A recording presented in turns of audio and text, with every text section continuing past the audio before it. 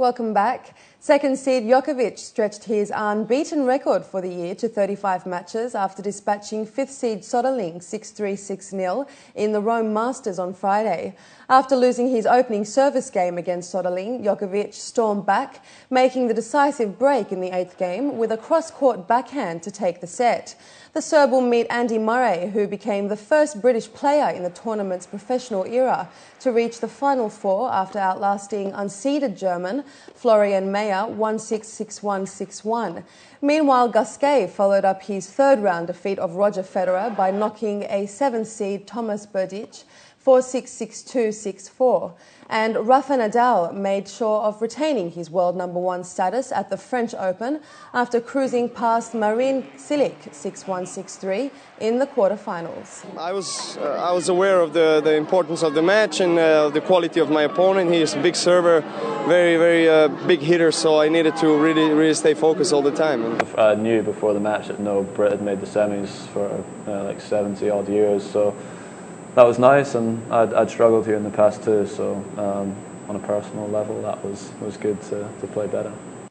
UEFA President Michel Platini has said that the English Football Association should provide proof of bribery allegations in the bidding for the World Cup. Former head of England's 2018 World Cup bid, Lord Treesman, told a British parliamentary inquiry that certain FIFA Executive Committee members had sought incentives to vote for England to host the World Cup. Platini added he personally did not know anything about these allegations and had learnt about them from the media. UEFA, with 53 member associations out of 208, is a key player within world soccer's ruling body. FIFA President Sepp Blatter said he wanted the vote-selling scandal to be sorted out by the time he stands for re-election on June the 1st. Answer for myself. I don't know. If, I read the agencies of the newspaper, like you, and I don't know. And FIFA asked proofs to the English football associations, to Lord Treesman. We will see. I don't know nothing else. I don't know what's happened. It's people who speak. FIFA asks for proofs. I hope that the English will. I think that they will give proofs, but it's easy to say allegation without proofs. Barcelona fans joined with their team on Friday in celebrating their La Liga title. The Catalans drew 1-1 at Levante to clinch their title for the third year in a row. Thousands watched on as an open-top bus drove down the streets. Fans were glad once again to put one over arch-rivals Real Madrid, who will finish in the runners-up spot in Jose Mourinho's first season in charge. Barcelona can clinch a double when they take on Manchester United at Wembley on May the 28th. Qatar GP winner Casey Stoner set the fastest time in practice on Thursday with a time of 1 minute 33.782 at Le Mans. Stoner won the opening race at Qatar, was put out of the Spanish race by Valentino Rossi and was third in Portugal. Marco Simoncelli has proved fast in qualifying. He lies in 13th place with just 11 points. Third fastest was Dani Pedrosa, winner of the Portugal, who is just 4 points behind championship leader, world champion Jorge Lorenzo. Lorenzo was down in 5th place in practice, but usually sets a faster time in qualification for a front row place.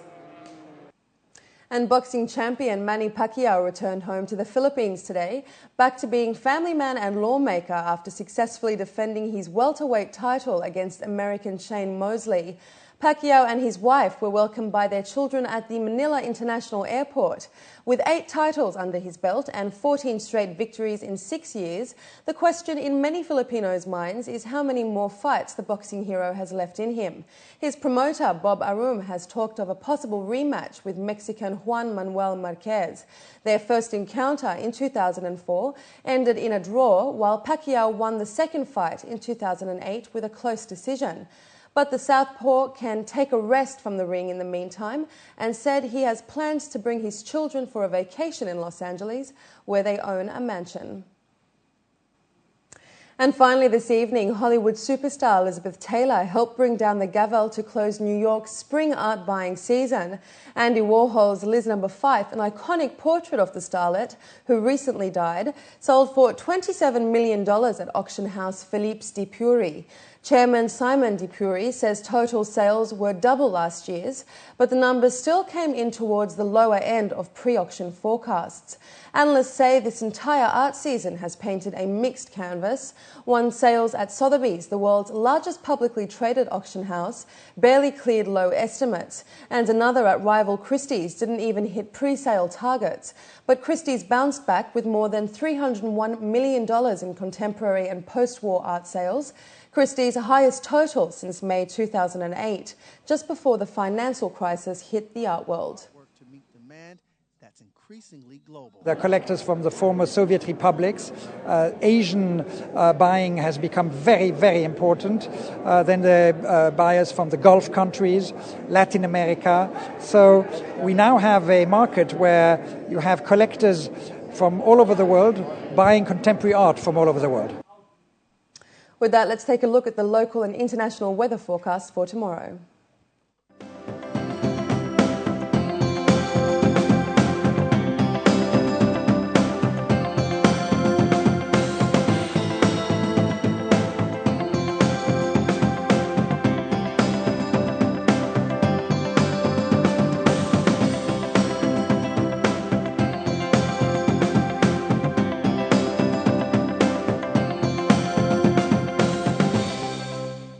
Before we head out, here are the top stories again. Ruler of Dubai praises government achievements. 60 villas worth 44 million dirham to be delivered to Emirati families. And London Stock Exchange smashes forecasts.